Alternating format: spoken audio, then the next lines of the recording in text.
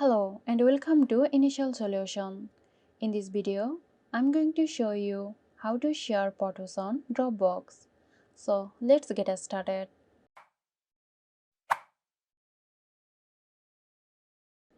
Go to the Dropbox website and log in into your Dropbox account.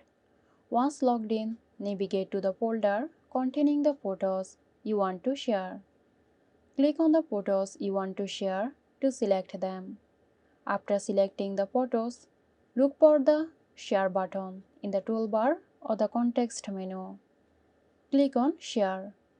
Enter the email address of the people you want to share the photos with. Alternatively, you can generate a link to the photos and share that link manually. Click Share to send the photo invitation to the selected recipients. So that's it. Hope you found this tutorial helpful. Stay tuned for more helpful tutorials here at Initial Solution. This video is sponsored by Zerosoft. Zerosoft offers graphic design, UI UX design, digital marketing and web development. Elevate your brand with Zerosoft today. For more details, check the description box.